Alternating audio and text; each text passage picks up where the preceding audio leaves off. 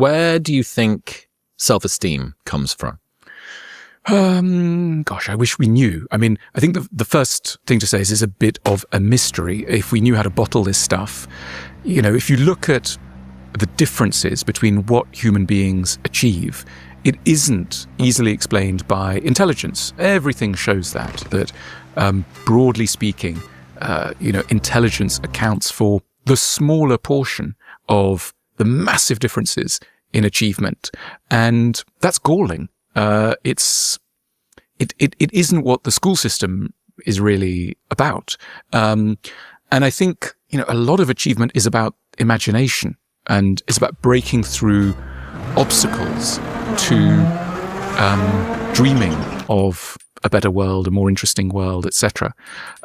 Self-esteem is somewhere in that story because I think self-esteem is about saying, it might happen with me. This thing I could be in charge of this thing, whatever it is. And I think class plays a role here. One of the great injuries of a working class background is that it tends to give you a sense that other people are controlling the world and you have to negotiate the obstacles they put in place, but you don't get to remove those obstacles. You just have to work your way around them. Yeah. Typical middle class upbringing, middle class in the UK sense, you get imbued with a feeling that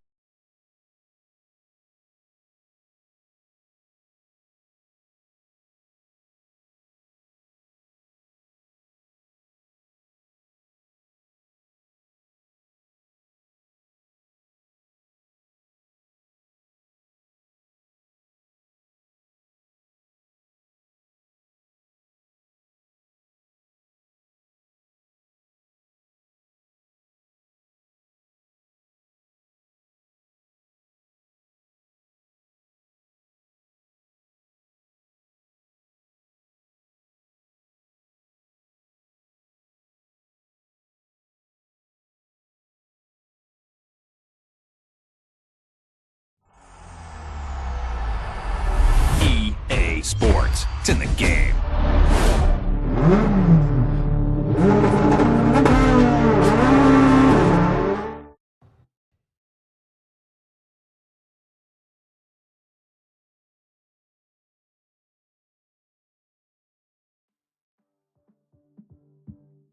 Press the Enter key to start.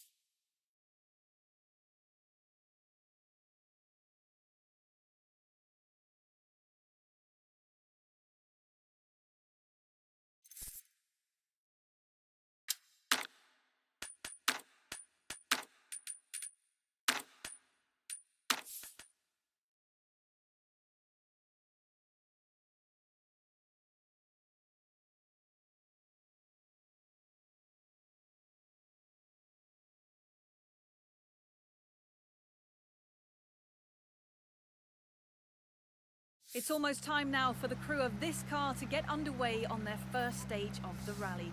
Let's see what they can do.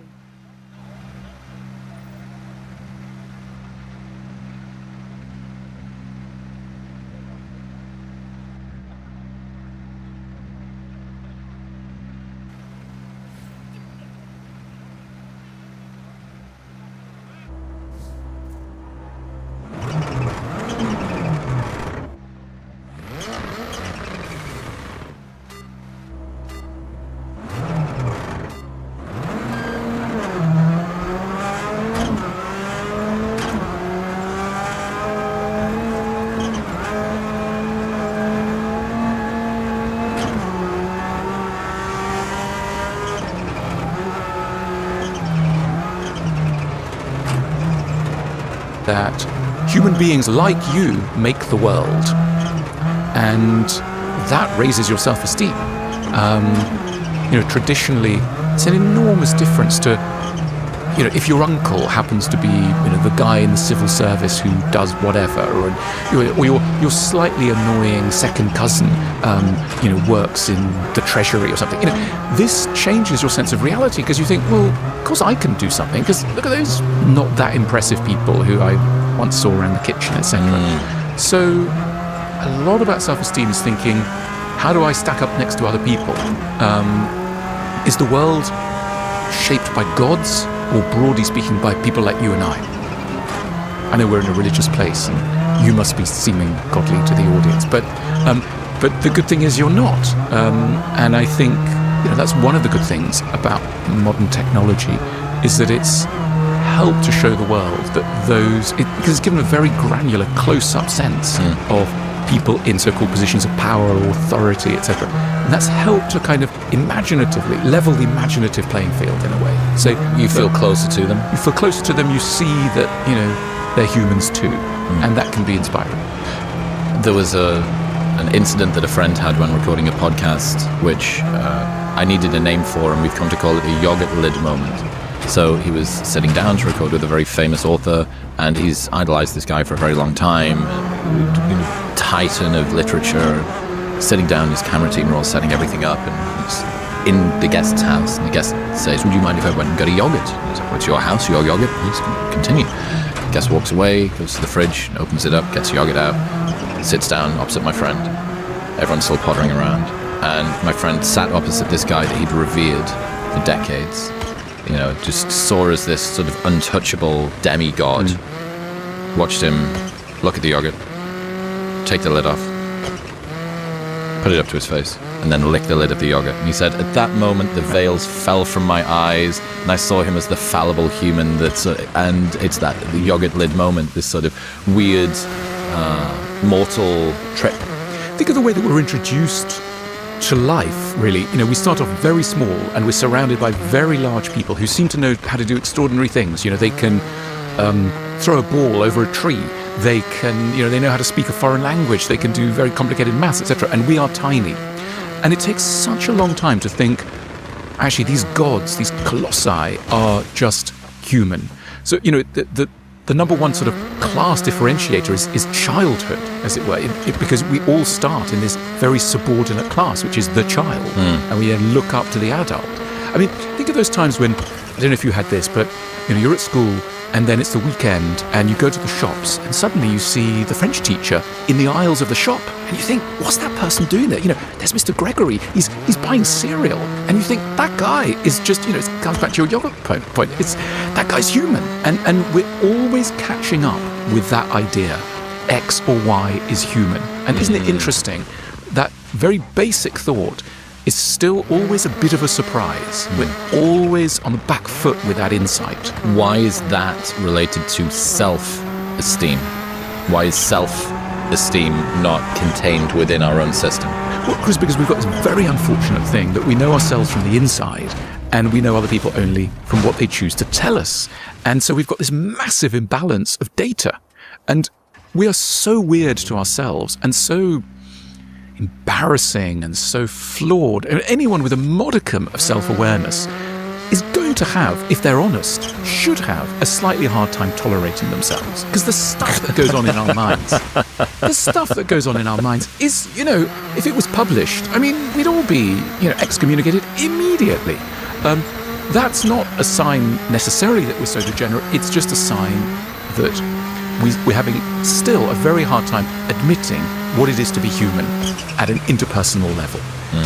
We're still, despite all these ways we have of sharing data, it's still a sort of surprise. You know what it's like in a relationship or a close friendship when, late at night you're able to go to your new pal, you're able to go, do you ever have that thing when? And they go, yeah, that thing. And no one's ever mentioned it. No, there's still a societal silence.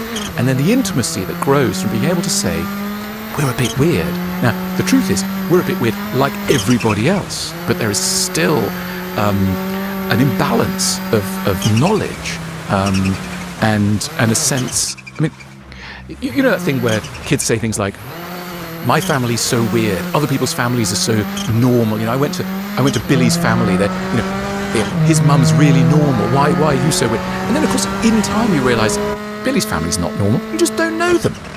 We don't know other people as well as we know ourselves. And so we tend to think that those close to us are a bit more mad than anybody else. We go, my mum, she's really mad, or my ex are really mad. I mean, this goes on in the dating world, relationship world, where men will go, women are so crazy. Women are really crazy. And then in a female camp, women are going, oh, men are just really. And you want to go, look, guys, it's both. It's everybody. It's not men. It's not women. It's not the young. It's not the old. It's everybody close up. It's just that we often have the privilege of not knowing people close up enough, and therefore we still retain illusions. You get this in travel, right? People go, oh, the Greeks, well, they're better than us. We've got all these laws. Or the Americans, they have a certain whatever. And then, of course, once you're inside that society, you go, it's the same everywhere.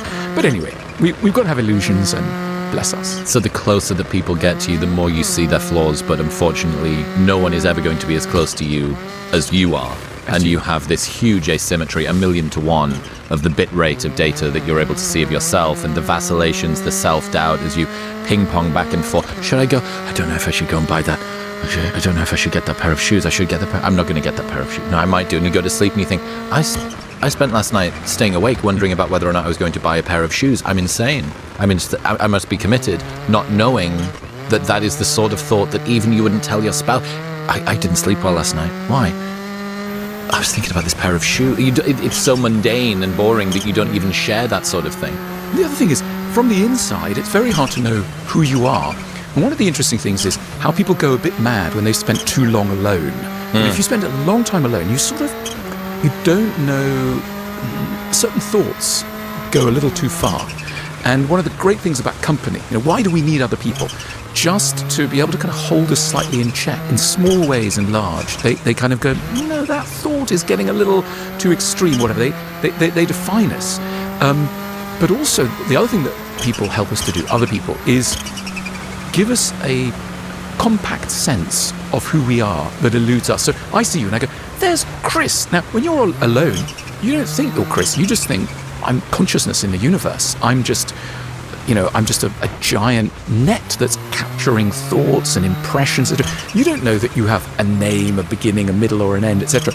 And when we're in company, people go, oh, you're that guy who does this, or, So other people's caricatured vision of us is actually quite helpful to us, because you think, oh, I'm that relatively simple soul that other unifies us, gives us a sense of story. Yeah. And also because, if I look at you, you look unified. You've got 2 eyes, a nose, a mouth, etc. You're relatively compact, etc. But inside you, turmoil. You don't feel any of that. It's a vast, shapeless landscape. Is this is self-esteem related to imposter syndrome? I think imposter syndrome was already something that I was seeing a lot of, and now I'm seeing more about increasingly this sense that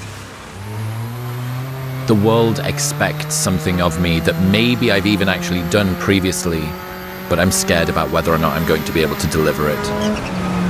Look, I know imposter syndrome causes people problems, but I'm reassured if somebody suffers from imposter syndrome. It's a sign of honesty. It's a sign of self-awareness. Of course, it has its extreme versions, which causes people a lot of pain. But if someone is aware that they might be a charlatan or might be putting off a confidence trick, that's honesty. That's great. That's a starting point. It's just like somebody who knows they might be evil is a good person. Evil people don't worry they might be evil. So it's you're likely to be authentic and genuine if sometimes you think, am I a fake? That's a good sign. It's a good starting point in the same way as identifying that you're a bad driver is a good starting point for not driving fast. 100%. But it doesn't necessarily make you better on the roads. So where do we go to? Where is becoming a better driver? Okay, my imposter syndrome, thank you, Alan. You've told me that I'm not so up my own arse that I can't see my own flaws. Hooray. What about starting to work through that? What about starting to get a better sense of our own capacities and capabilities? Look, a lot of it is bouncing against the world and testing yourself against reality. It's very hard to know your talents until you've had a go at something. And I think we all have this sense sometimes that some things come more easily to us than to others. I don't know how great tennis players start, but they must have a sense, I was able to hit that ball and that worked quite well. Or a great writer is able to think, I was able to pull off quite a nice little sentence there, and that's the beginning of a kind of growing confidence. And you need that kind of start. And I think a good life doesn't require you to do everything. It requires you to do the things that you feel you're capable of and that you're especially good at. It's no humiliation for me that I can't play tennis, for example. If somebody goes, you're terrible at tennis, because I don't sense a talent, but I do sense talent in that tiny area of assembling words. That's the area that, but maths I can't do, architecture I can't really do, etc. So many things I can't do. So it's about finding those little sweet spots.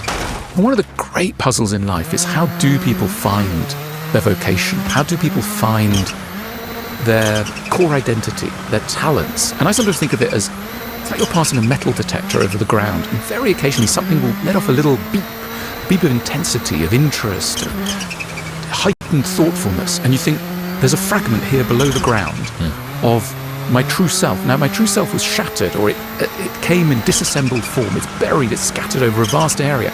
And the task of life is to recreate it from hints. And I think that, one of the great challenges, I think one of the big challenges, and it happens to every young person, is, what should I do with my life? It's one of these central questions of philosophy, in a way, because unless you're a very rare person, you will have to assemble a vision of your future. It's not going to come ready-made, and there won't be a voice from the sky going, you are an accountant or you are a downhill skier. It's going to be something you have to assemble, and you'll assemble it in bits. You'll have to recreate the original statue of you that was shattered a long time ago and that lies across a vast area. So like an archaeologist of the self, you have to build that out, and you have to build it out of those little beeps of interest. And I think a good thing there is envy. People speak very, very low and embarrassed way about envy. You're not supposed to feel envious. I think very often when you feel a beep of envy, it's because there's a fragment of your true ambition and your true self in the life of another person. And rather than go, I must run away from it, go, no, this is a clue. What is there that you are envious of? And often envy is a very inaccurate emotion. We envy the whole of someone when actually it tends to be a part of them that we want. And so we go, I'm envious of that singer, actor, business person, etc. You want to go, hang on. It won't be the whole thing. Drill into it. What really is core here? And you might realize it's actually not their fame, their money.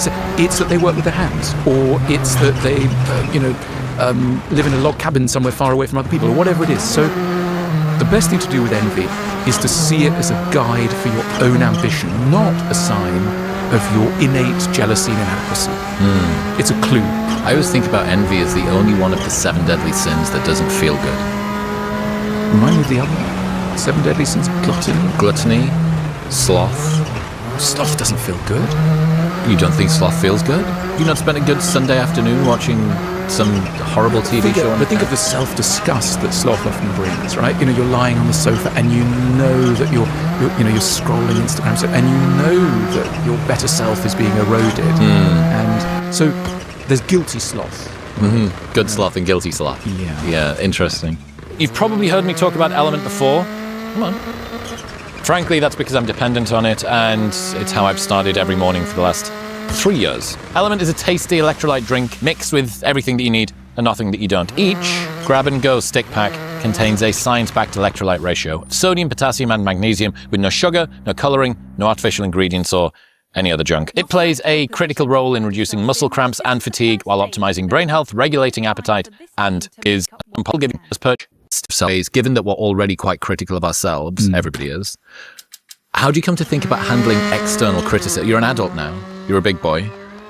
Maybe this is in your professional life. Maybe it's a personal comment on the way that you showed up at dinner. Maybe it's... And yet, at least in my experience, there are very few people who are psychologically healthy and still able to cope with criticism about something they care about in a way that doesn't really hurt. So how do you think about dealing with criticism?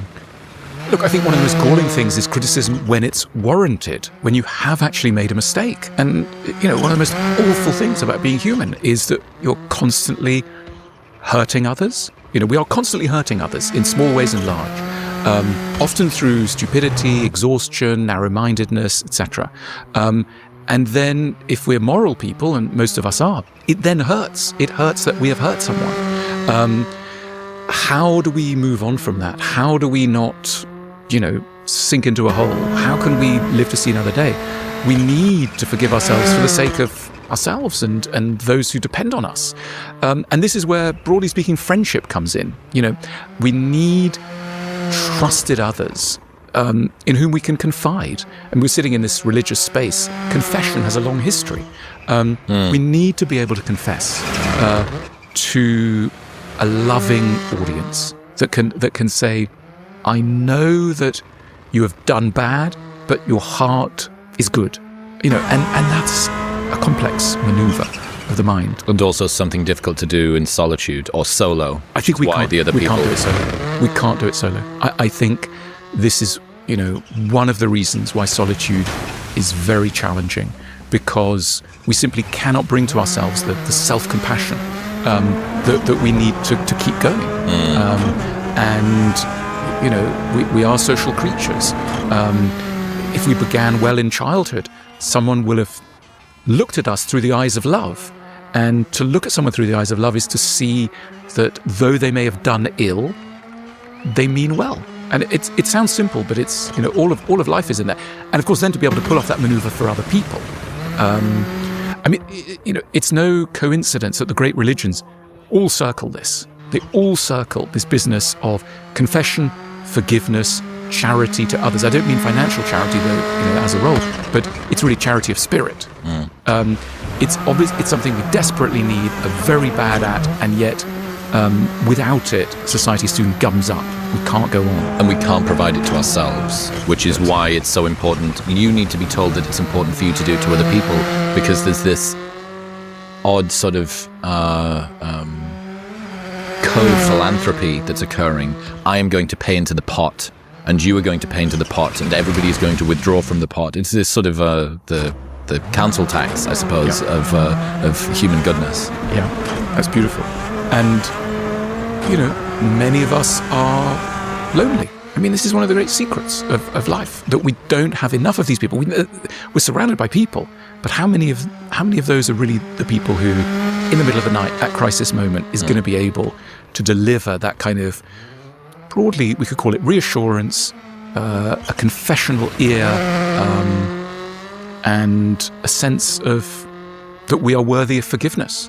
Do you think this is a challenge that particularly men face, this having someone that is a sympathetic ear, the troubles of being tied up in your fragile male ego, etc., male friendships and male support?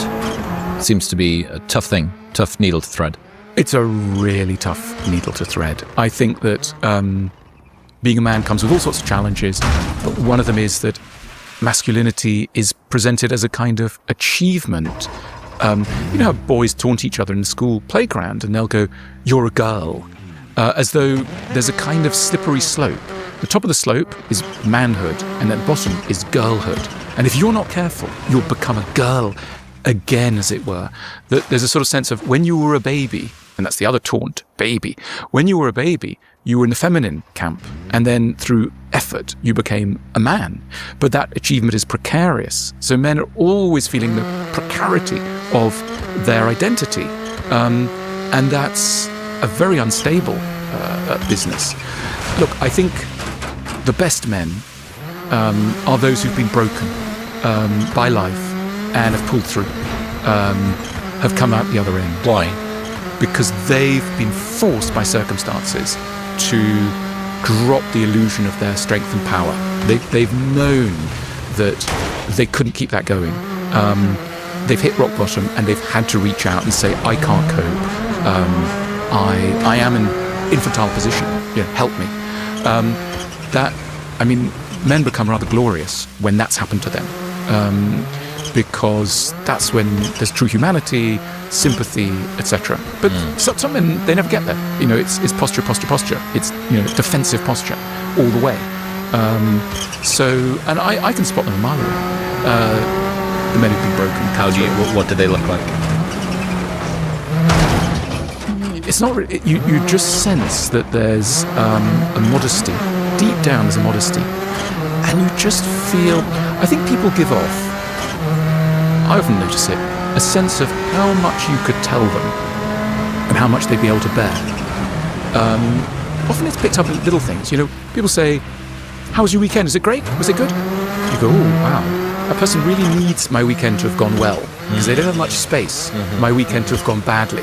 Someone goes, how was your weekend? There's space in that. There's space in that. You feel the space. They're like, oh, I might have been crying on the bathroom floor. That could happen. I might have wanted to take my life on Saturday, but on Sunday, things cheered up. There's room for the extremity of what it is to be human. And those are the people you want to watch out for. I read an article a couple of weeks ago talking about how lots of men say there needs to be more room for men to open up about their emotions. We should have that in the real world. And when the rubber meets the road, personally for them, a lot of the time, guys still struggle to receive weakness and vulnerability from other men. So they're saying, I want the world to be able to accept my vulnerability whilst not really being that comfortable with accepting it from other people myself. And I don't think that there's many asymmetries, and women have got it bad in some ways and men have got it bad in others, but I think this is a particular asymmetry that men deal with more, that I think women are good at doing the nurturing thing, especially to other women. I think that men are bad at doing the nurturing thing generally, especially to other men. And there are already enough challenges of men opening up to women. How am I going to be seen? My fragile masculinity will be shattered. Maybe she'll tell her friends, or maybe it's my partner. She won't be attracted to me anymore. And I just think I'd never seen it put that way previously, that guys want to be able to be vulnerable, and yet when they see other male vulnerability, it makes them very, very uncomfortable. They'll quote tweet it online, mocking it, or they won't reach out in the way that's needed. And a couple of the reasons that were put forward are, well, maybe it highlights where you might be weak too. This is somebody being vulnerable, and that throws into sharp contrast the fact that, hey, guess what? You've got vulnerabilities as well. Another part of this, a little bit of an evolutionary psychology explanation, that we have our coalitions. We would go out hunting, and a guy that's not that strong and stoic might not be a great coalitional partner. What if we get to the end of the hunt and he can't be bothered to turn around and go back? So many, many other reasons. But yeah, I think that's an angle that guys, especially guys who want to be integrated, to transcend and include in Wilberian language,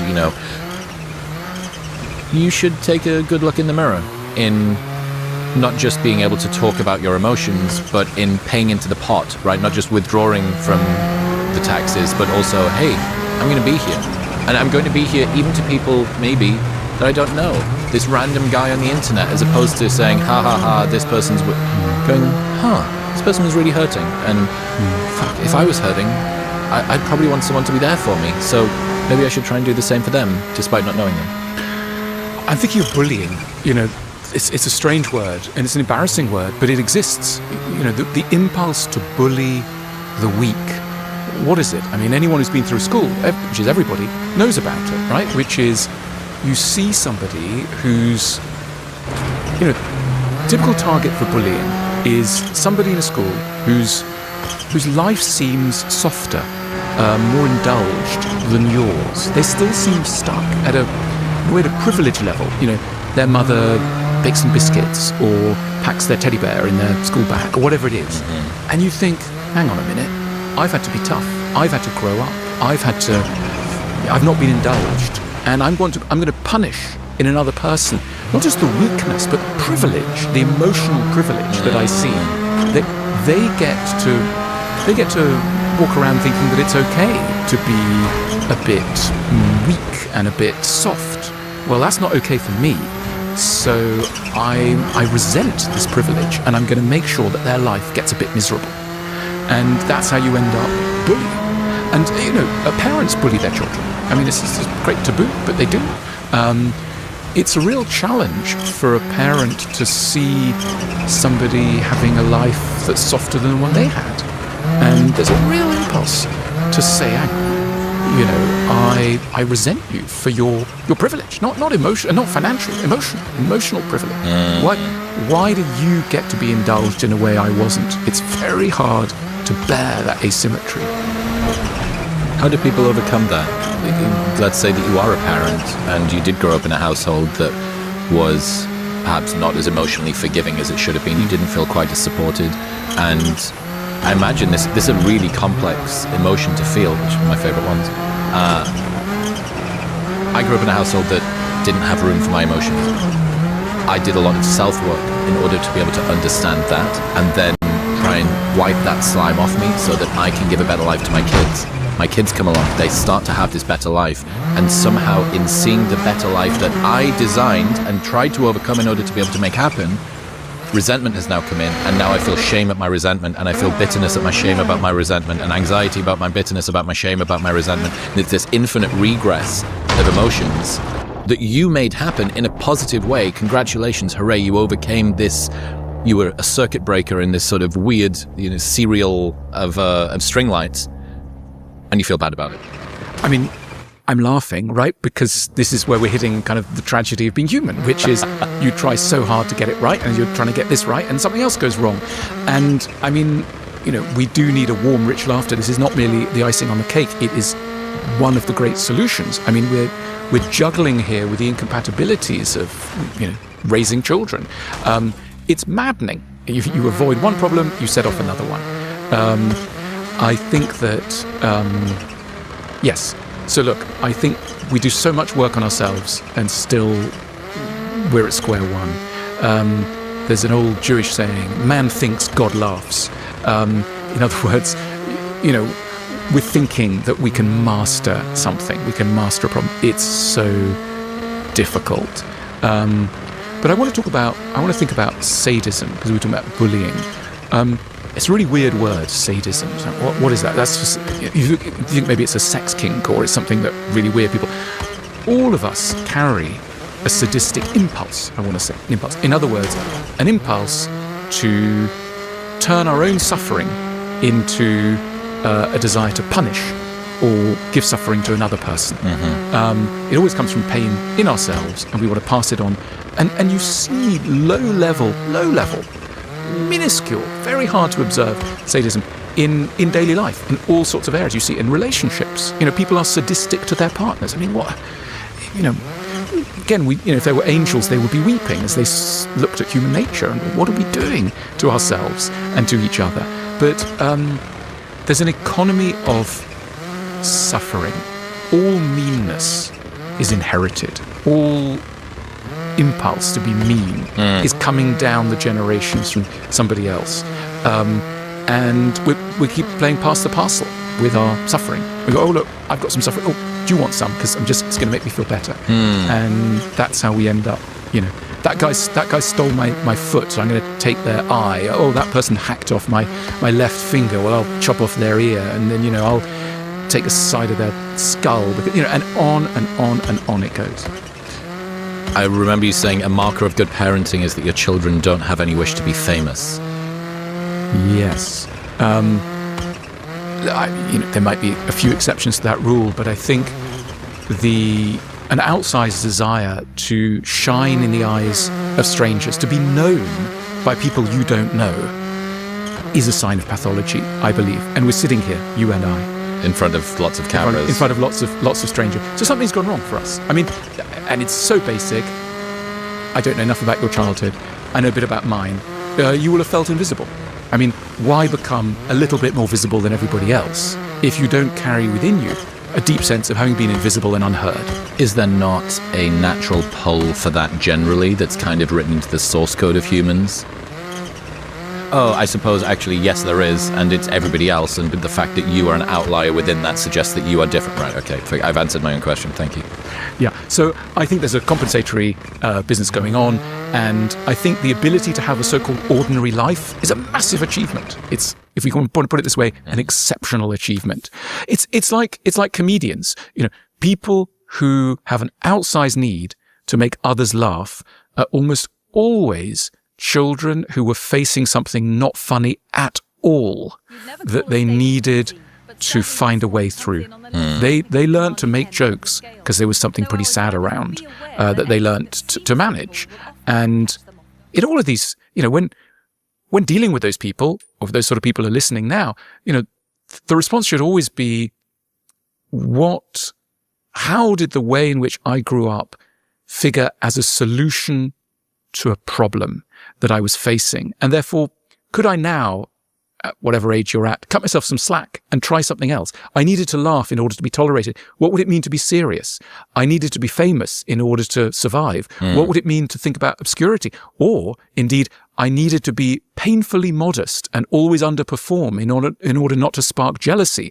What happens if I tried something different? These are the major sort of break points, turning points in a life, when you think the things I needed to do to get me through childhood are now hampering my possibilities in adulthood.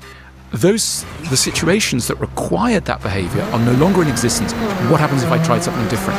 But in order to do that, you have to see the pattern that you were set by your childhood.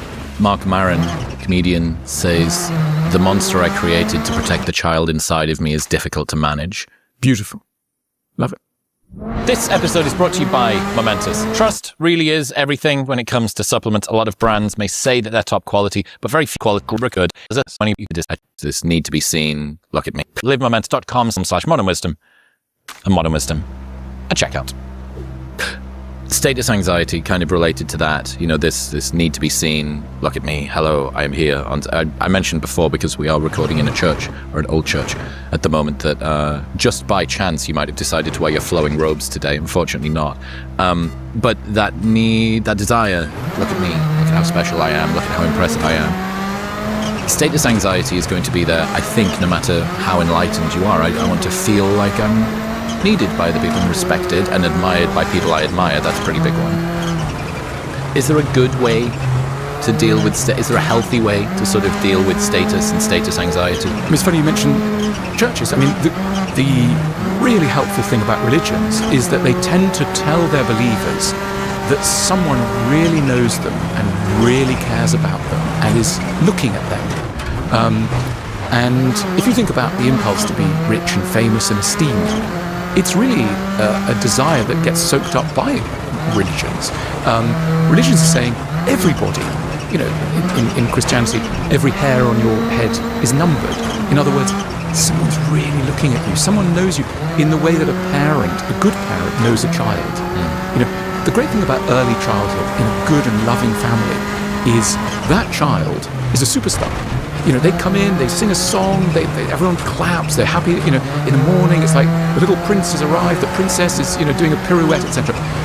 That doesn't make a child entitled. Entitlement comes from deprivation. The ability to absorb an ordinary life comes from early emotional privilege. If the child is able to be the center of the universe in the early years, they will be able to accept, without too much psychological damage, a subsidiary position in adult life. That the need to be always at the center and always important is a compensation. It's not a sign of health. And therefore, a good childhood is connected up with the ability to give your child that charge of specialness so that then they can go on to do that much more important thing, which is to be ordinary, to accept ordinariness, which is a massive challenge. And all of us are, in the end, ultimately ordinary. And that's okay. And to not feel shame. Yeah. And to accept that there are limits on your power, you will need to die, you will accept your finitude. I wrote a little essay about shame I wanted to read to you, if that's okay. So, I've been thinking about the shame of simple pleasures. This is a quote from a friend. "I have not yet grown wise enough to deeply enjoy simple things." We are all terrible accountants of our own joy. Most of us only accept deposits when the transaction is sufficiently large. The day we get married, the night we play the main stage at Glastonbury, the moment the business sells for $100 million. Anything less, and the entry doesn't even make the ledger. We treat small pleasures like counterfeit currency. Oh, that thing made your day. That small moment made your week. How feeble, how desperate, how limited your life must be to be thrilled by something so unimpressive. You must not have a lot going on. We roll our eyes at the tiny events that others get excited at, as though joy must be proportionate to scale. And yet, life is made up of little things exactly like this. Not once in a while, but always. Your life is constructed out of moments so small they wouldn't even register as an event on anyone's calendar. So why can't something small be something great? Well, sometimes I feel things more deeply than I should do, including the shame at feeling things more deeply than I should do. Also including the shame of being delighted by little things more than I think I should, as if taking pleasure in something tiny reveals the smallness of my life. But perhaps that's exactly backward. Maybe the true richness of a life is how much joy you can harvest from the smallest possible patch of soil. And here's the payoff. When you lower the threshold for joy, you don't just get more of it, you get it now. Who is truly the more impressive person, the one who requires a huge cathedral of bullshit, fanfare and galactic accomplishments in order to get the slightest flicker of pleasure, like some masochist at a sex party demanding car batteries get clamped onto his nipples before he can even get started, or the person who can do it with a good coffee and a fresh breeze? Love it. I mean, Chris, it makes me think that we're incredibly easily led in our sense of what matters in life. We're really bad judges, independent judges of significance. So if somebody says, that artwork on the wall, that's really expensive, that's really famous, that used to belong to a king or a queen, we think, oh, that's marvelous. Yeah. And if we don't know who the painter was, who the artist was, or what it is, we think, oh, that can't be any good. So it's almost comedic, isn't it? How supine and dumb we are in deciding for ourselves what matters.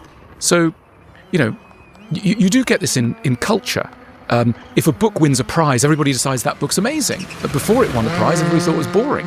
And the book hasn't changed. I often think about this in terms of, I'm a great fan of flying. I love flying.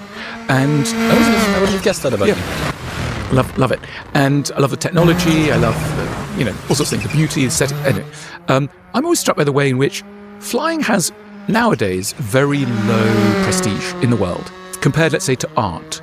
So if you say to somebody, I'm going to a gallery and I'm going to look at some pictures, and everyone goes, oh, that's a very, noble thing to do. If you say, I'm going to take a flight, and on the flight, I'm going to open the window and I'm going to look at the clouds, and I'm going to really delight in them, and I'm going to marvel at them, and I'm going to thinking, oh my goodness, this is better than any painting by Leonardo or Poussin or whatever. This is striking, right? People would think, you're making a big deal of it. Shut that window, but I'm trying to watch a film. So it's not that prestigious to look out the window. And that's just a tiny example of how bad we are at finding significance by ourselves. I think this is true creativity. True creativity is when you have a sense that your pleasure could be legitimate wherever it lies. So if you happen to like pebbles, go for it. That's going to be your pleasure. Or if you like the way that sunlight hits, a window blind or concrete, that's going to be the thing for you. And I think look, small children have it more naturally. That's what makes small children delightful to adults. You know how it is. If you take a small child to a park, it's hilarious. You can't even get to the swings because they will have stopped. The child will have stopped, maybe by a wall, or they'll have noticed, a piece of chewing gum in a rock, and you think, and they're looking at it, whatever, and you go, come on, let's go to the swing. And they don't want to go to the swing because they've discovered a tuft of grass growing out of a concrete ledge or whatever it is. They are independent arbiters of significance. By 15, they're like, well, what did Drake like? Or what's X telling me to love? They've outsourced their sense of taste. Exactly. And that's so tedious. I mean, bless them, everybody does it. But ideally, by the time you get to full maturity, you become a bit weirder once more. And that's what makes certain adults really delightful. They go, doesn't matter what everybody thinks. For me, I'm liking this thing. I sometimes think about it in terms of entertaining. I don't know how much entertaining you do. When people say, I'm gonna give a dinner party, I'm gonna invite some friends for dinner, they get into such a mess thinking, how am I gonna organize this dinner? They think, I must have a starter, and maybe it's a melon, or maybe it's, I don't know, prawns or something. And then think, I must have this thing called a main course, which might be chicken or something. And then they think, I got a dessert, etc. And they're just, they're overflowing with anxiety, etc. And if you are said to them, what do you actually enjoy? What if it's supper time, what do you? And they might go, well, I like opening, a can of tuna, putting it on the table, getting some hummus, dipping that, putting my feet up, etc. And you thought, okay, why don't you just do that with your mates? Why don't you just drop the pretense? Have the courage to think what's touching me might touch another person. And your dinner party is going to be a lot more fun. This is ultimately, of course, what great artists do. Great artists have a sense that what's fun for them, what's meaningful for them, will probably be meaningful for other people, even though right now, there's quite a lot of silence about that area. So they've got a faith that, we started talking about self-esteem, they've got a faith that the things that turn them on are likely to turn other people on as well. And that's a beautiful confidence. And that's what leads to great art. Great art is really the courage to define the pleasure for yourself. It's a lovely quote from Emerson. He says, "In the minds of geniuses, we find our own neglected thoughts." In the minds of geniuses, we find our own neglected thoughts. In other words, geniuses, so-called geniuses, don't have thoughts that are completely different from those of other people. What they do is they take the thoughts that we all have and they give them the significance they deserve, some of those thoughts.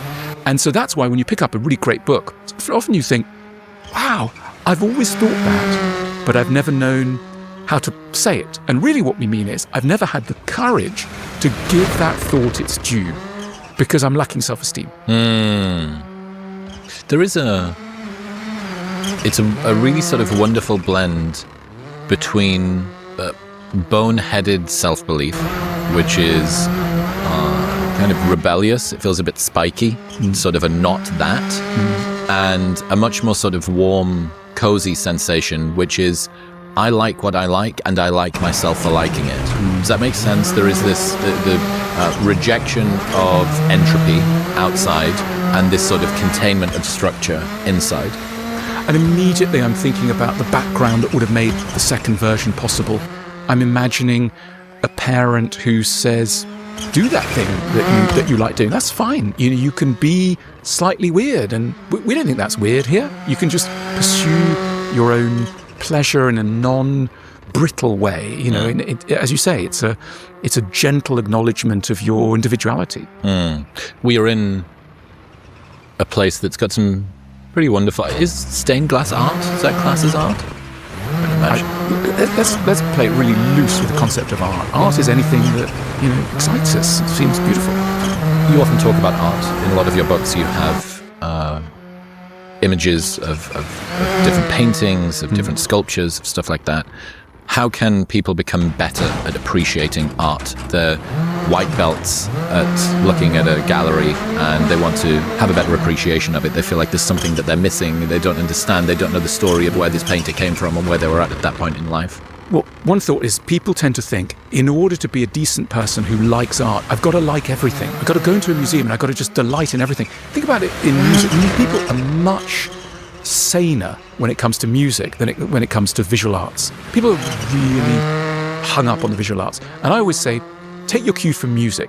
You know when you like something musically, and you don't care that there's loads and loads of other stuff that doesn't touch you. You don't mind. You like what you like. You make your own playlist. So make your own playlist of the artists that touch you. And it might be 3% of the art that's produced by the world, and it might be not any of the famous names. The famous names are on the whole chosen by all sorts of bizarre ways, and find your own way to things that delight you. Have the courage. Also, when walking through a museum, you can't eat it all at once. I mean, these museums are bizarre. They're like archives of everything that's happened over 1,000 years, and you're supposed to kind of spend an afternoon and like it. It's just, we can't absorb it, we can't metabolize it.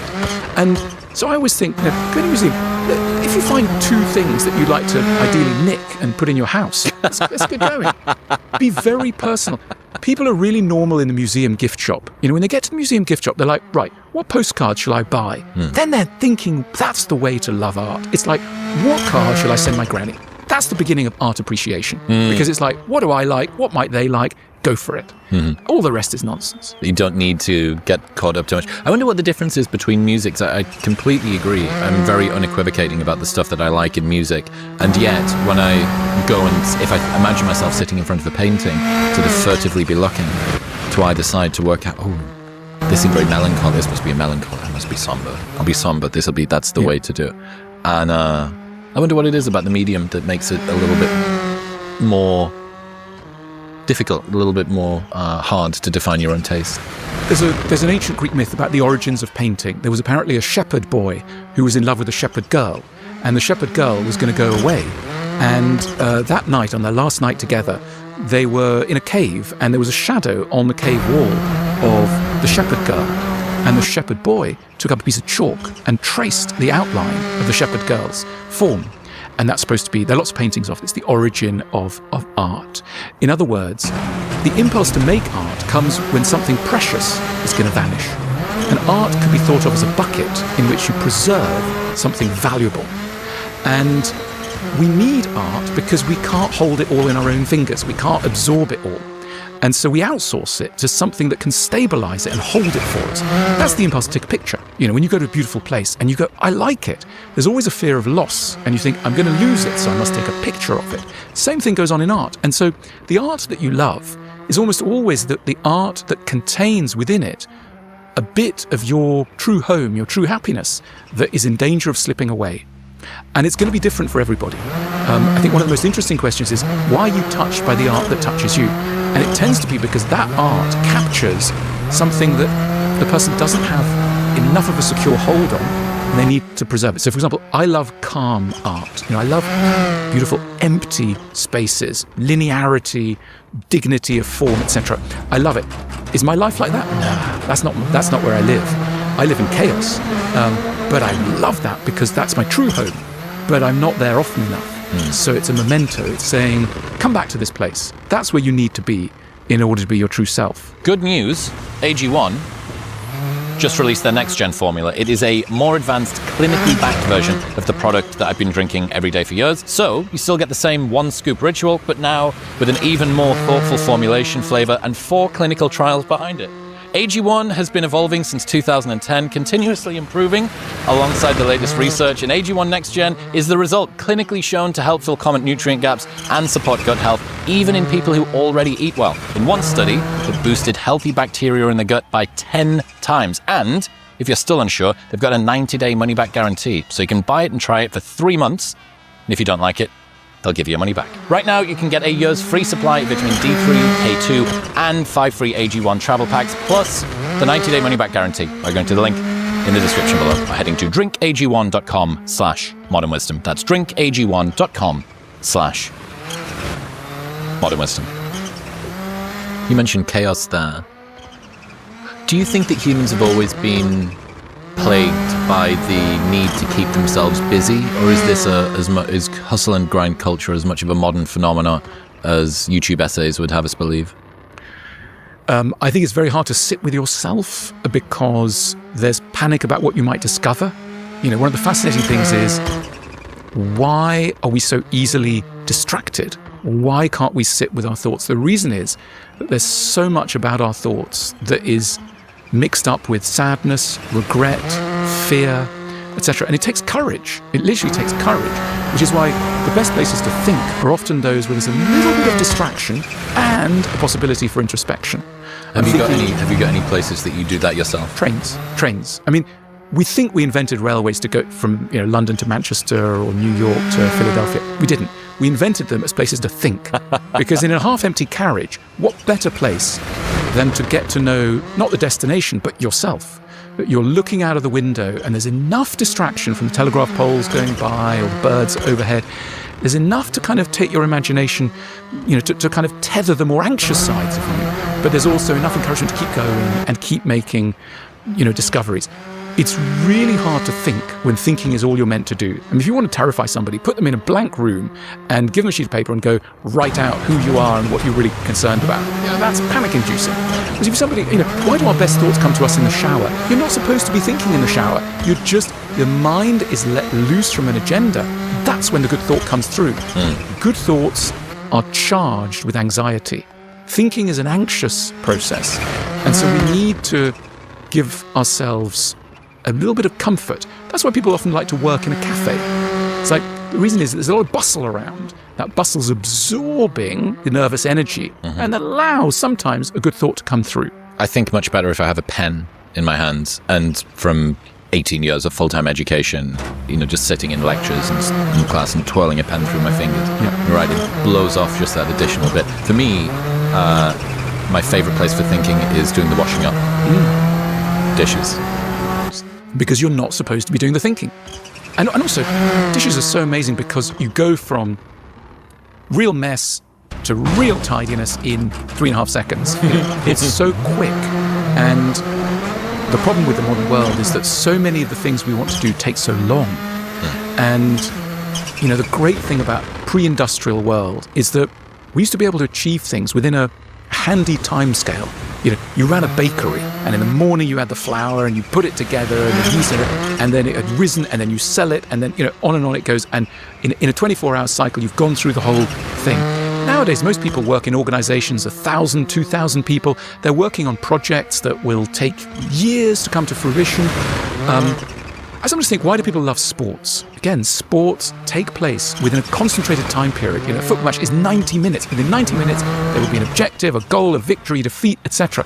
It's manageable. Most of us have lives in which the pitch is 8,000 kilometers long. The game takes 20 years. There's 25 balls. There's 18 goalposts. You don't know what's going on. You lose the thread of your own life and of the game that you're meant to be playing, which is why so many of us have crises where we think, hang on a minute, what am I supposed to be doing? Because we're within complex organizations that deny us that clarity of the earlier pre-industrial world. What is an existential crisis, in your opinion? It's a word that sometimes people reach when they feel that the building blocks of their life have ceased to make sense, that for all sorts of reasons, the place they find themselves in no longer feels like it makes sense anymore. You might have a sense of, why am I in this relationship? Why am I in this job? Why do I live in the country I live in, etc.? And existential crises are good things. We should have them. They are positive things. They often happen on a Sunday evening. Sunday evening is that moment in the week when there's a gap to question, why am I me? What's this assumption that I have about what I should be doing? And to regularly submit yourself to a complete existential audit, as it were, to go, could I be someone totally different? Is it all gone wrong, etc.? That's a sign that you're a questioning person. Don't get me wrong, it's terrifying. It's terrifying to feel that most of what we're doing is slightly arbitrary. There is no necessity. We tell ourselves, well, I have to do this, and I have to be here.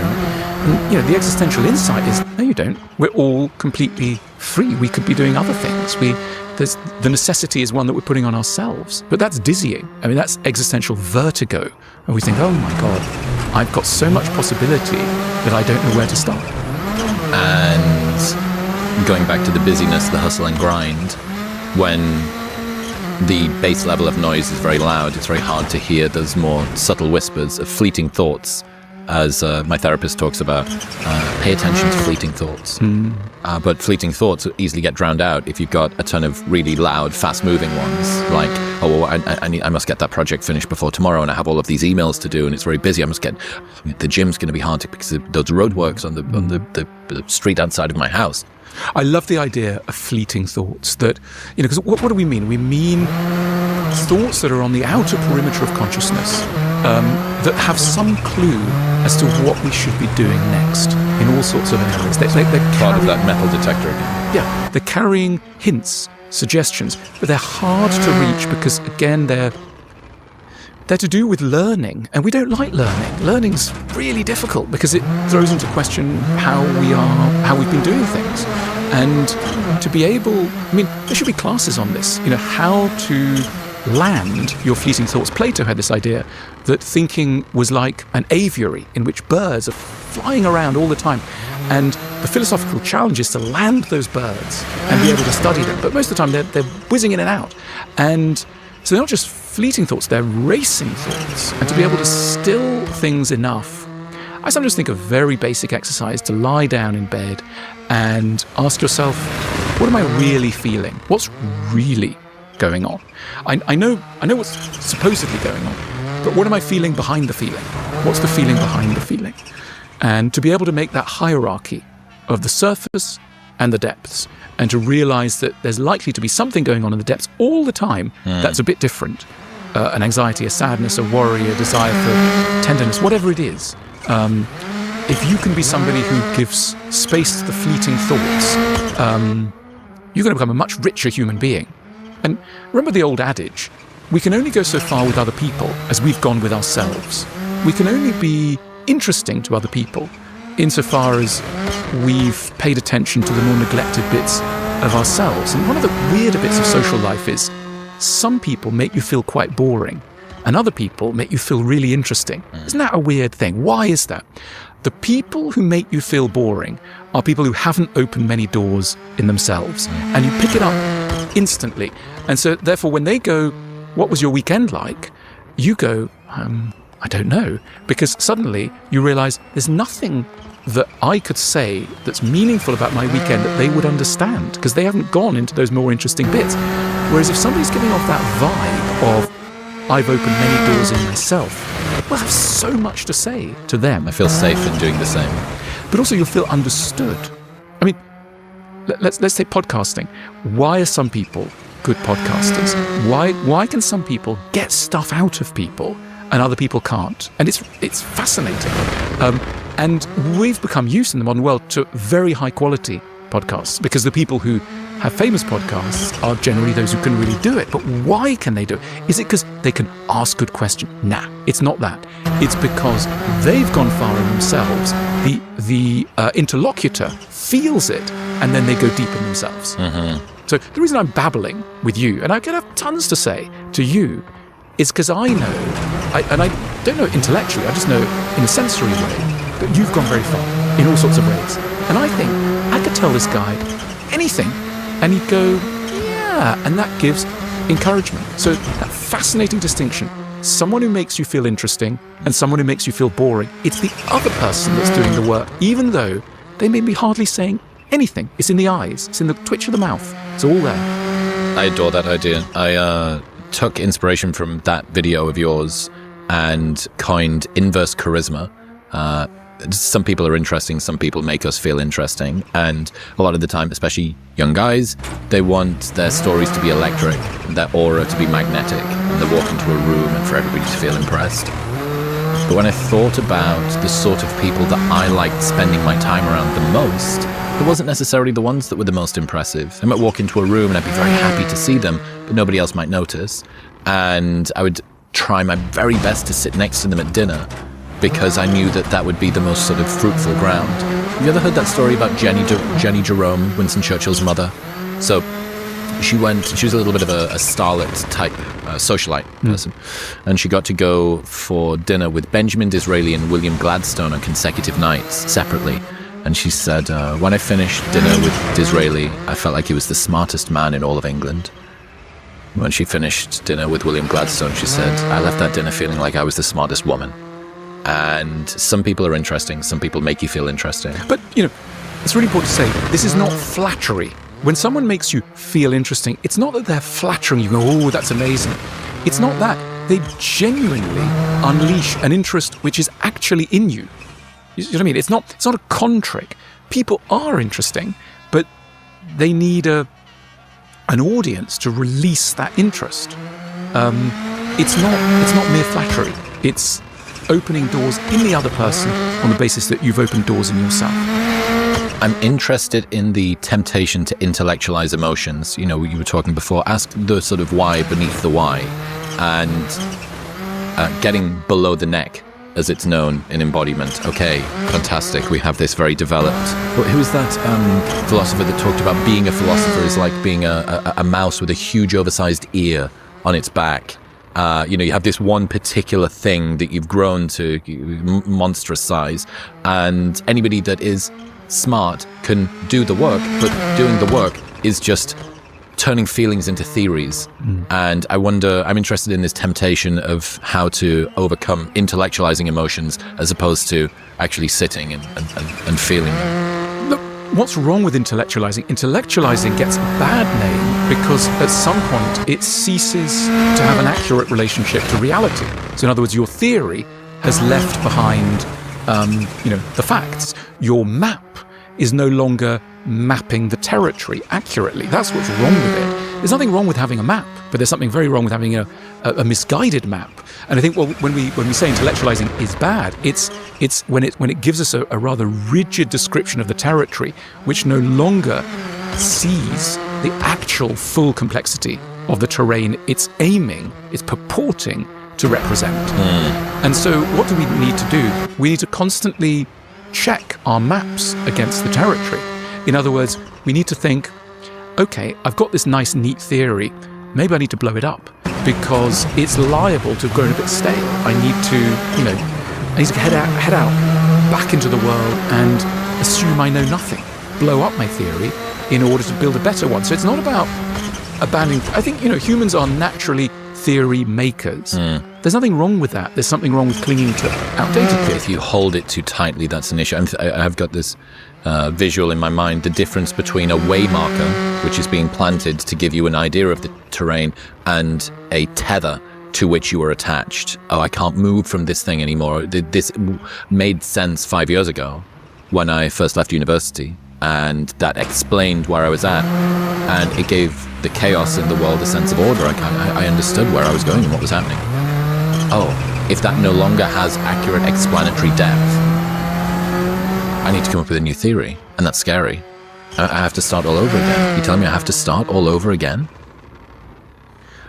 I think we regularly have to start all over again. And I think, it's that old adage, Socrates was asked why he was so wise, and he was said that he was so wise because he knew that he wasn't wise. In other words, ignorance, a capacity to acknowledge one's ignorance, is at the root cause of sophisticated thinking, that you should be returning to a kind of basic ignorance. Remember the story of Picasso, who went to an art school in old age, and he looks at some children scribbling and doing drawings, and he said, when I was their age, I could paint like Raphael, and now I'm learning again how to paint like them. That's really a story about giving up the old map and allowing oneself to be ignorant again. And I think that's a true gift we give to ourselves when we allow ourselves to say, you know what, I don't know very much at all. I mean, people often say to me, they must say this to you, people say to me, oh, you must know so much about love or death or this or that, you spend all the time thinking, and I rush to tell them, I literally don't know anything. And this is not false modesty, it's a genuine sense that, with every passing day, I know less. And it's not even wisdom, it's just comedic, really. With every passing day, I know less. I love that. Yeah, the other thing to consider there is that almost everyone's body of work is a thinly veiled autobiography. Yeah. You are looking to the person who has put the most time into this. Why do you think I put the most time into this? Because I see me as most deficient in precisely all of the different areas that I am focusing on.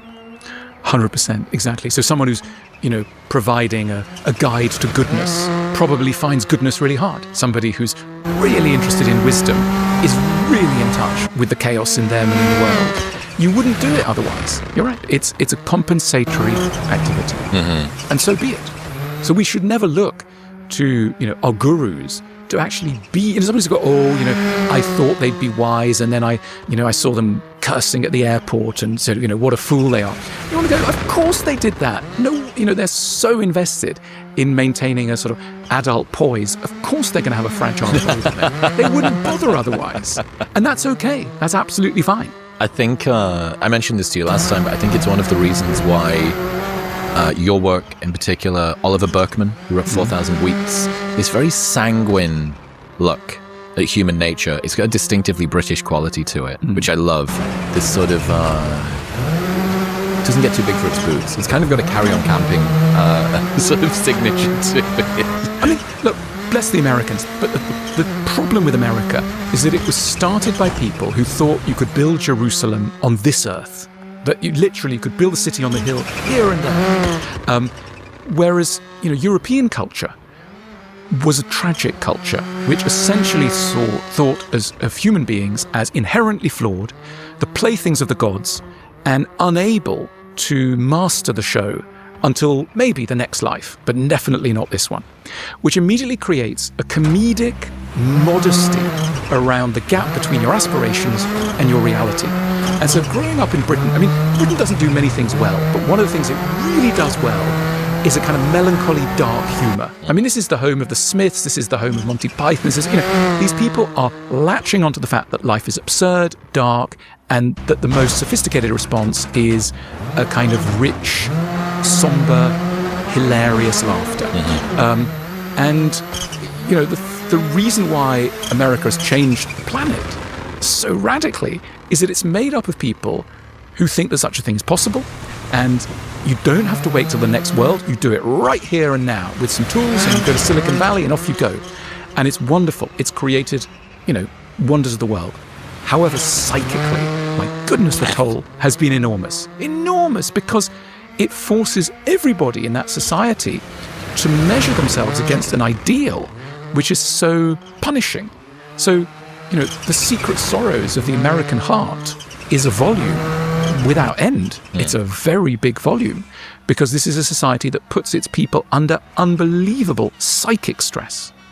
Because of blue sky thinking, you can do all of these things. I wonder whether it's one of the reasons why victimhood culture and its sort of modern incantation hasn't quite caught on in the UK in maybe the same way as it's often sort of the finger is pointed at. Because if you're a child and you're told to be whatever you want to be, the sky is not even the limit. You can go beyond that and go further. The literally South African living in America is the guy that's trying to go past the moon to go and do this thing.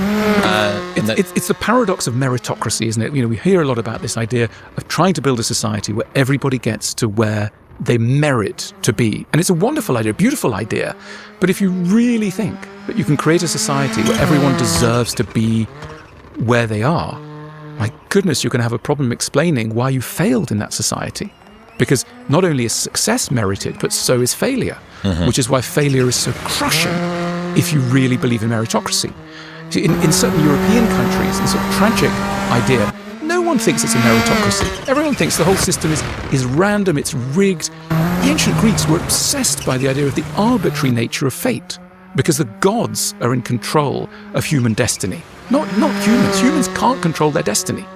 But in the modern American view, of course you control your destiny, and you are responsible, which is why, the American word for someone who hasn't succeeded is a loser. The loser is somebody who's played a game which had fair rules, and they've messed up, and therefore they deserve no pity, and they just deserve to be called a loser. Which is why the more meritocratic the system is, the more psychological pressure there is, the more impulse there is to kill yourself if you don't succeed. Suicide rates skyrocket the more people believe that individual destiny reflects the essence of who you are. And suicide rates fall when the explanatory factor is thought to lie outside the individual. Whereas the ancients would call those losers unfortunates. 100%. Lady Fortuna. Lady Fortuna. Yeah.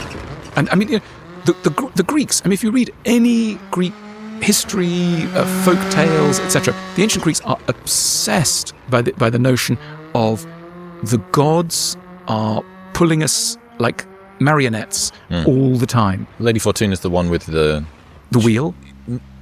The tiller. No, I thought it was a set of scales. Is it not scales that balance different out? It's also a tiller, right. Like a ship, and able to control destinies. And often a cornucopia as well, holding lots of goods. So if Fortuna's in good mood, she'll chuck you lots of lovely stuff, and if she's in bad mood, she'll just, adjust the tiller, and off you go to your death. If you haven't been feeling as sharp or energized as you'd like, getting your blood work done is the best place to start, which is why I partnered with Function. They run lab tests twice a year that monitor over 100 biomarkers. They've got a team of expert physicians that take the data, put it in a simple dashboard, and give you actionable insights and recommendations to improve your health and lifespan. They track everything from your heart health, your hormone levels, your thyroid function and nutrient deficiencies. They even screen for 50 types of cancer at stage 1, which is 5 times more data than you get from an annual physical. And getting your blood work done and drawn and analyzed like this would usually cost thousands, but with Function it is only $499. And right now they're giving 1,000 Modern Wisdom listeners another $100 off, bringing it down to $399. So just go to the link in the description below or head to functionhealth.com/modernwisdom. That's functionhealth.com/modernwisdom. Who was the Stoic philosopher that had his legs broken and then was incarcerated? Is that Epictetus? That was Boethius. Okay, well, I seem to remember a story from him where he was imprisoned and loads of things went wrong, and he was sort of in his 50s and he wasn't able to see his family and all of this stuff. And one of his friends came to him and was, lamenting the fact, like, how much has gone wrong. He must be so despondent. And he said, well, look at the first 50 years of my life. Look how blessed Lady Fortuna had sort of come and, the scale or the cornucopia is sort of run a little bit dry. I had a great crack at it for the first however many 5 decades. I mean, the Stoics were fascinating in that they had academic discussions about how should a wise person look at having 2 legs and losing 1 leg. It's like, how many legs do you need in order to be happy?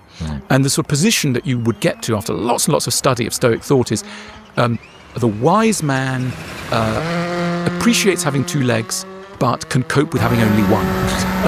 And that's really sort of the essence of Stoicism. That you want to have 2 legs. It's okay to want 2 legs, but it's also you will know how to cope with only 1 leg.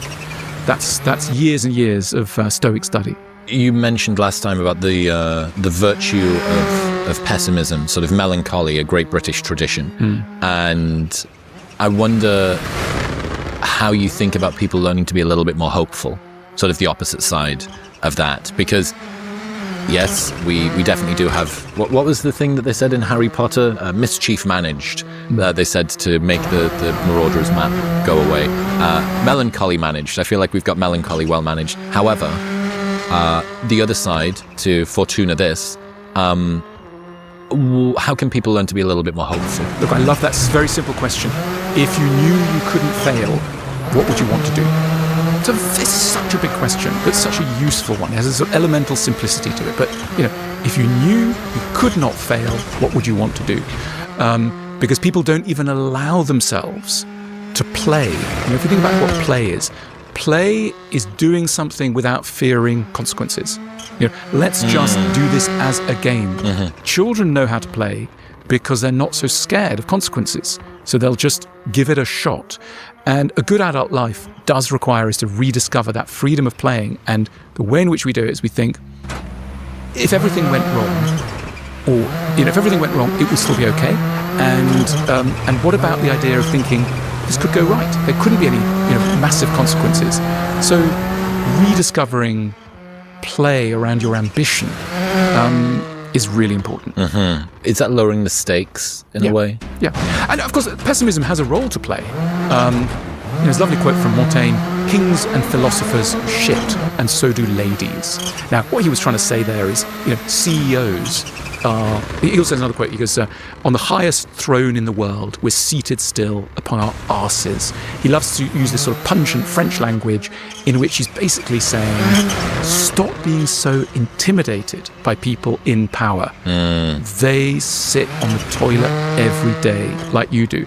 So, a lot of people have that secret toilet-based confidence. It's like feeling really intimidated. Toilet confidence, yeah. Know that your hero or heroine is only a few hours, minutes away from going off to defecate, and use that as an anchor point to relativize their status in relation to you. Yeah, the sort of Jason Pargin's got this great idea where he says, all of your heroes are full of shit. Your heroes aren't gods, they're just regular people who got good at one thing by sacrificing literally everything else. And you don't get to see that. The probably one of the most fascinating questions that's captivated me since starting the show is, what is the price that people pay in order to be someone that others admire? What are the externalities of it? I don't look at it like that, because I think that people tend to achieve what they need to achieve. They're not going, well, I could have, this sort of life or that sort of life, but I'll choose to, try and win Wimbledon or go to the moon. I think they're driven. It's not a choice. And it's a compulsion.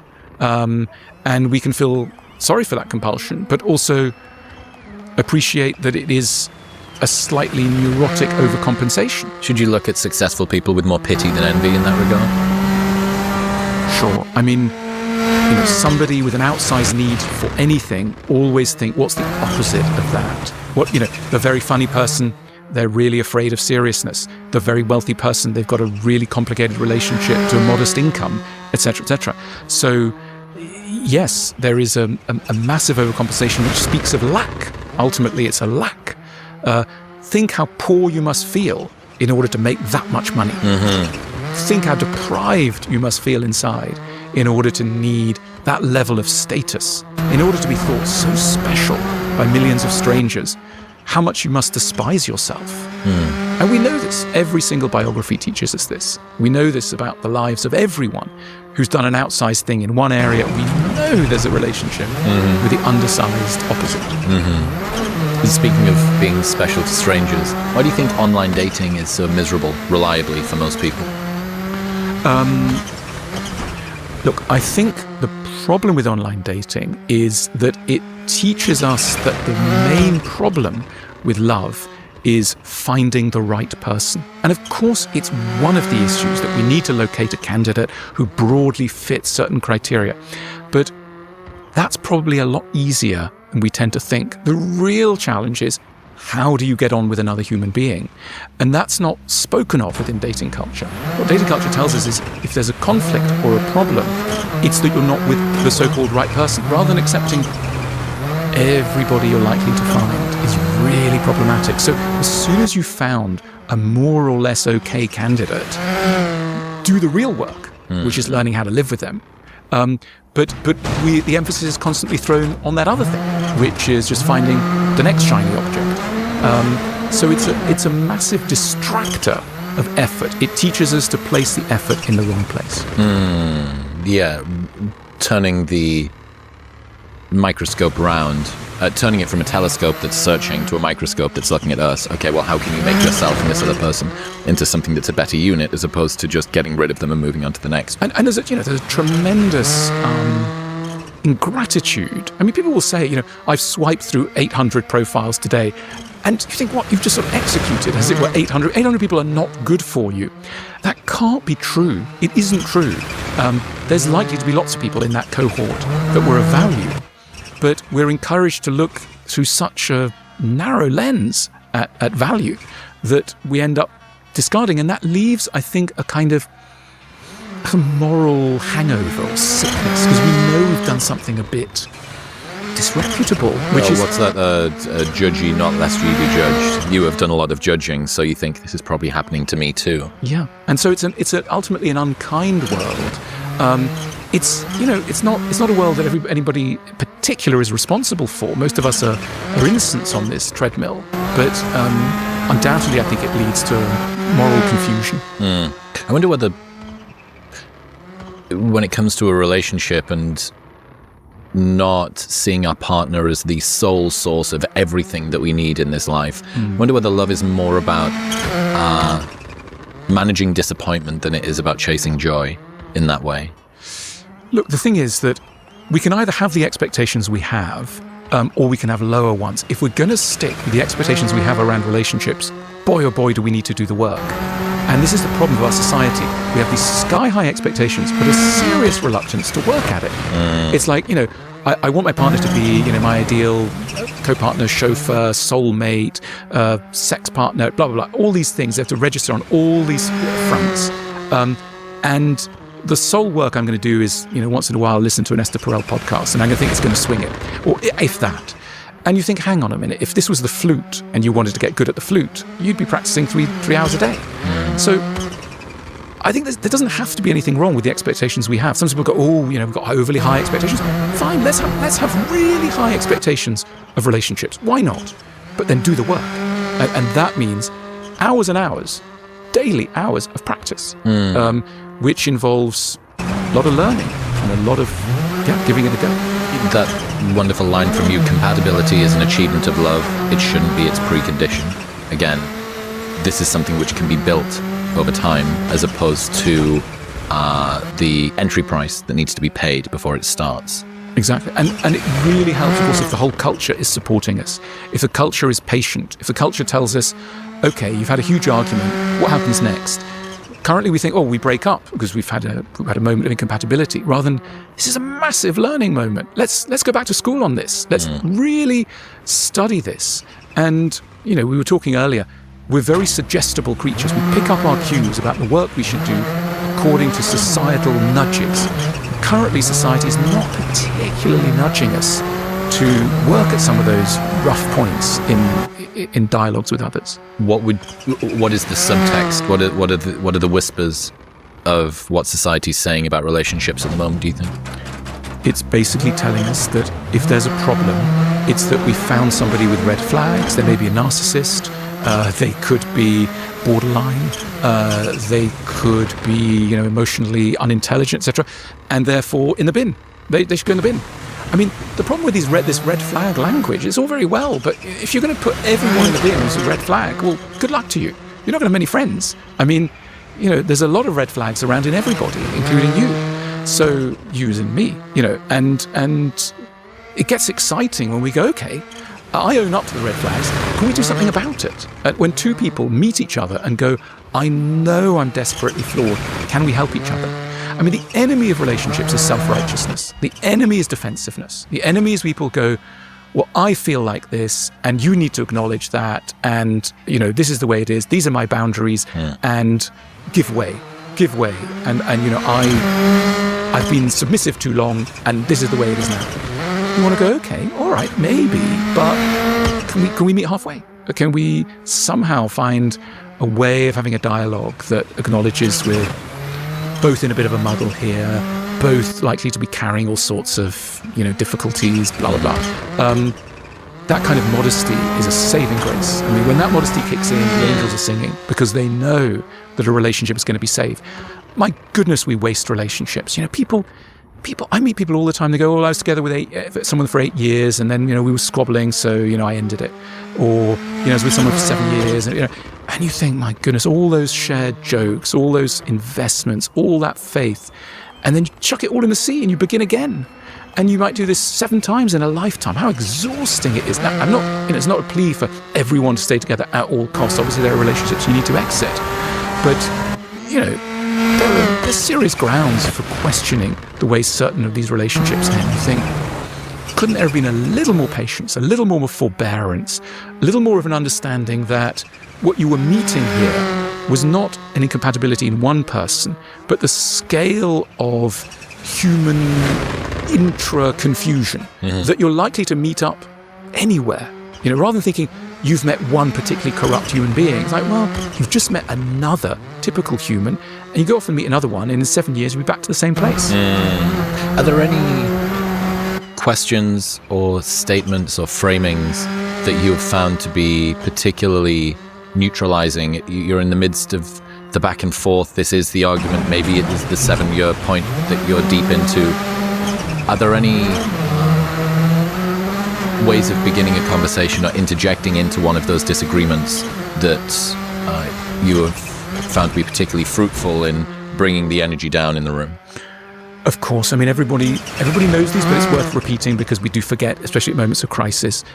If you make the other person feel heard, that even though their reality is not yours, doesn't need to be, that you have the wherewithal and the patience to acknowledge. They thought you were insulting them. They read it as an insult.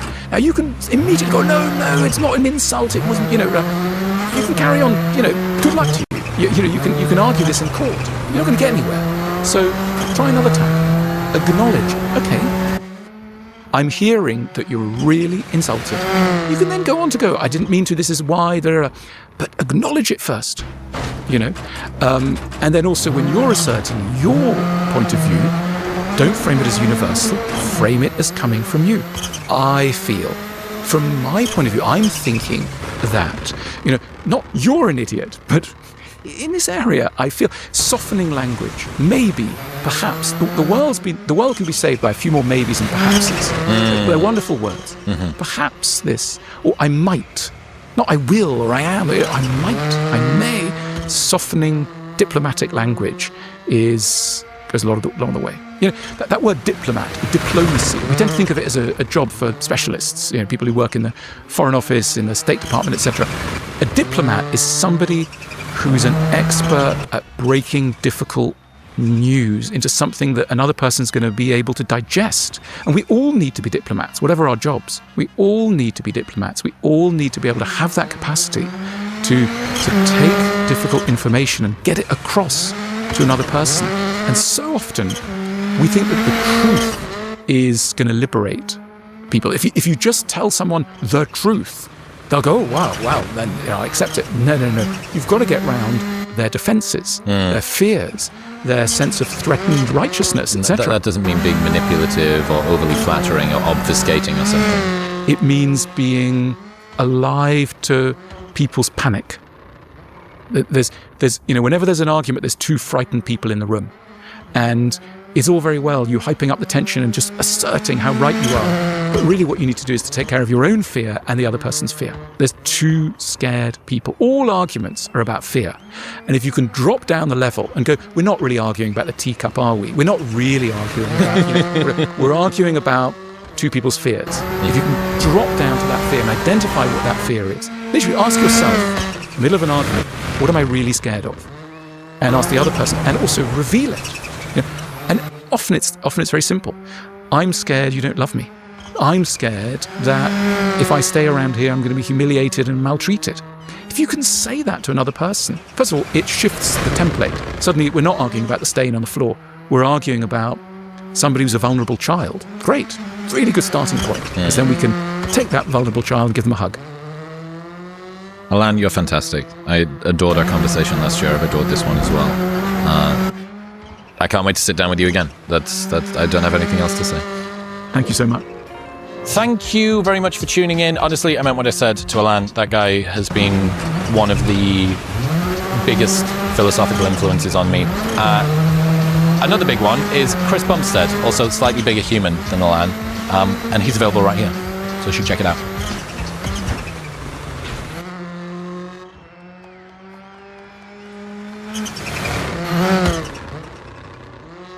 You can't carry everybody with you in whatever project you're doing.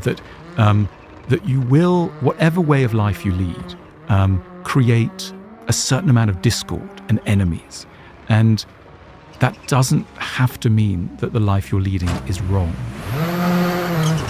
Alan, thank you very much for joining us. Thank you. What is high performance? I quite like that phrase, becoming the best version of yourself, which we hear a lot. But what does it really mean? I think we're always aware that there are days, periods of our lives which kind of honour our potential more than others. And I think, the trick of being happy is not to achieve anything and everything. It's to achieve what you feel you're capable of. I think that is what leads ultimately to happiness. I think all of us are aware of a sort of latent potential in us, but especially at the beginning of when you're finishing school, maybe going on to higher education, you feel that potential in a very diffuse form. You sense there's something in you, but exactly what it is can take such a long time to work out. And I think a life where you've really exploited your own potential performance is one where you've located that sort of best self and you've put it to work. And I think that's going to be happiness for you. It's very individual. It's going to be very, very individual, which is why all definitions of success that aim for a one-size-fits-all are always going to be very young. We know certain things like a certain amount of money versus time. That money-time equation is going to fit different people. We know that sort of thing. But there are also other things. How much nature do you need around you? How many friends do you need around you? How much intellectual stimulation do you need? Such individual answers, and finding those sort of inner keys to your musical score is going to be absolutely essential. So what advice would you give people then for how they can find the answers to that question? Because there will be people listening to this that think, I've never even in my life considered what am I capable of. I've kind of gone along with the status quo. I've perhaps been derailed by the success of other people. I've taken on the sort of societal norms of a big house and a good salary and 2.4 children and 2 holidays a year, but I don't really know what I'm capable of. Well, I think it's first of all, it's really normal to be puzzled by the question. I think sometimes people think, I don't know what I really want to do, therefore there isn't anything that I really want to do. I think that's the wrong way around. Not knowing is very, very normal. There are very few people who say, I want to be a brain surgeon and that's it, and I'm just going to go for it, and I knew when I was 12 and now I'm 93 and it was absolutely right for me. Very few of us are like that. Most of us have to, I sometimes think of it like passing a metal detector over the ground, and every now and then there's a sort of beep at certain moments when you're coming across a future version of yourself. I sometimes think a really good guide to what you might be doing, who you should be, is envy. Every time that you feel envious of someone or a situation, you come back, someone tells you what they're doing, and you feel, I kind of hate them. And if you use that hatred, it's often a sign that there's something that they're doing that you're capable of. That's what you've been slightly triggered by, because it's you're recognizing kind of future potential. So using envy is, I think, a really useful step, and then just slowly assembling the jigsaw puzzle. Do various exercises like imagining 12 different scenarios of your future, and just going, let's try and grade them on a scale of 1 to 10. In 10 years' time, I am a da-da-da. How does that feel? In 10 years' time, it's a Tuesday morning and I'm off to do da-da-da. How does that feel? Sometimes our minds are a little bit obtuse. I mean, you'd think they'd work that bit out, but no, we sometimes have to go through an almost childishly simple thought exercise to try and project ourselves forward and see how we might feel. I love that use of the word envy. I think reading your work, Alan, I think you have access to like a real emotional literacy, that you're able to take words that in our society we might have a pejorative view that envy is a bad thing, and you're suggesting it's a good one. Would you just expand on that for us? Well, I think, sometimes we're a bit too addicted to a positive image of ourselves, and we take fright too easily at things that would suggest that we're a bit more complicated, we're maybe not so normal, we're invoke as bad, and we take fright so quickly that we cut ourselves off from some of our richer, more complicated possibilities. I sometimes think about this in relation to anger. Many of us get upset very often by people close to us, by little things that they do. And that hurt and anger can accumulate. And if we don't have a safe way to discuss it, to discharge it, what can happen is that we go numb. We maybe get weighed down by a diffuse but unanalyzable sense of sort of despair. Or we flinch when they come close to us. We don't want them near us. The real reason is that, there's something we need to get off our chest, but because we're a little bit too rigidly keen on thinking of ourselves as good people who just very loving and kind and upbeat, we don't allow ourselves to go to some of these darker places, and then the problems start to accumulate. So I sometimes think of, take an emotion like anxiety.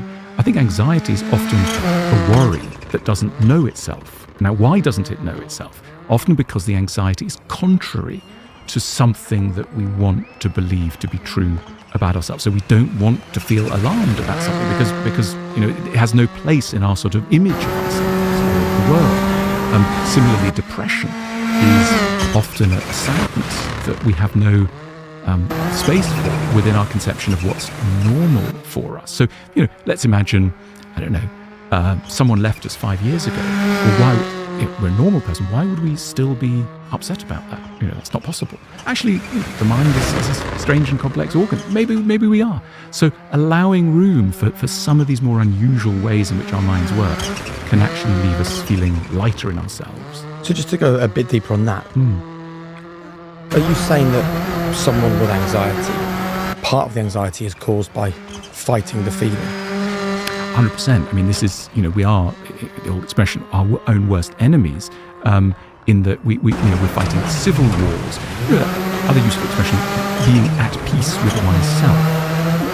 We may be at war with others, with life, with situations, but so long as we're not at war with ourselves, that's already a big burden off us. And often we are fighting these wars. I mean, take somebody who feels that, I don't know, they need to adhere to a certain religious code. But another level, there's something in that code that's brushing up against something pretty substantial in their nature. There will be a constant, unhelpful war. So yes, I think a lot of feelings that cause us most trouble are those where there is a kind of a refusal to accept that we might be a certain thing or a certain way. And your willingness to sort of lean into some of these more uncomfortable emotions, I think, is really interesting. So, take somebody feeling that they're ordinary, and I love that you often say, well, that's a good thing, rather than our society sets us up to believe that being ordinary is something is abhorrent, or we should be afraid of it or rail against it. Would you explain why being ordinary or settling or compromising in a situation, these often seem like quite bland or anodyne emotions, but actually are really important to high performance? I think we've got a really conflicted vision of the good life in our societies, and I think particularly sort of Anglo-American societies. On the one hand, we're democracies, and so we believe in the kind of the legitimacy of every single voice. Everyone needs to be counted. These are also societies with a predominantly original Christian background, and Christianity very much emphasizes the dignity of every life and every human.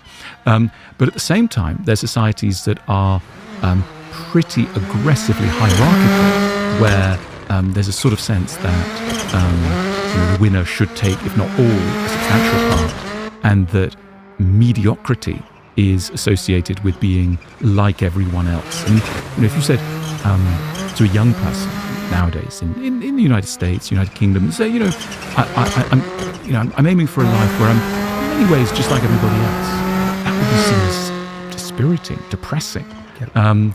And I think, we think very well of drama and melodrama. And, many great things are achievable, perhaps only with a certain level of heightened activity and stress and all the rest of it. But I think the ability to tolerate one's own averageness in many fields is the beginning of a certain sort of wisdom.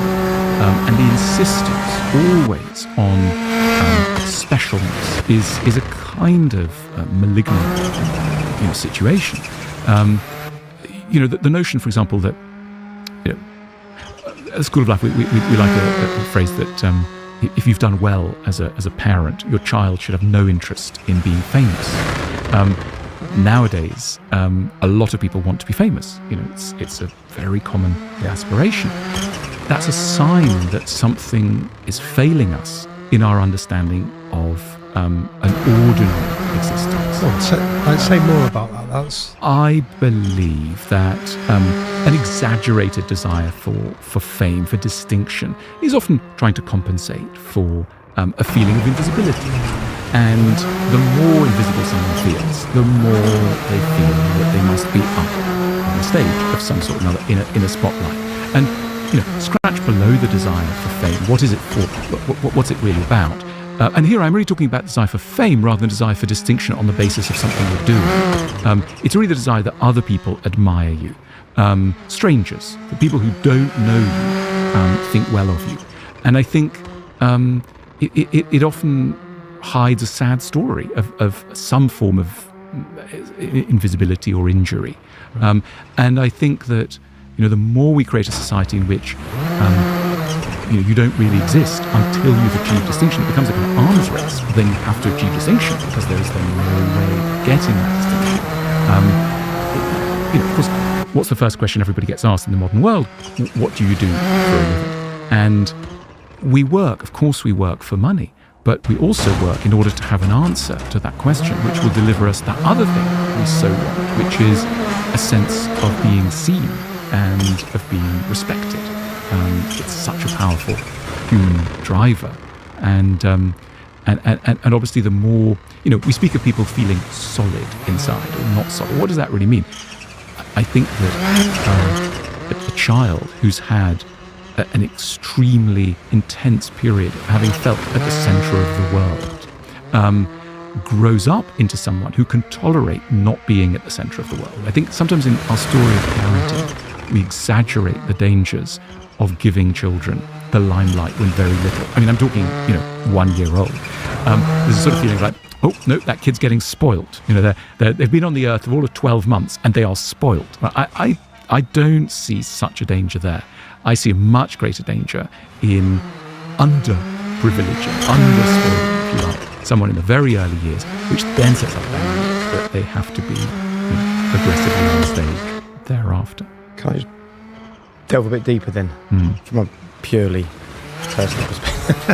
Because it's interesting you said this, because we have a son who would happily not walk on a stage his entire life and was more than content just to be chilling out and doing his own thing.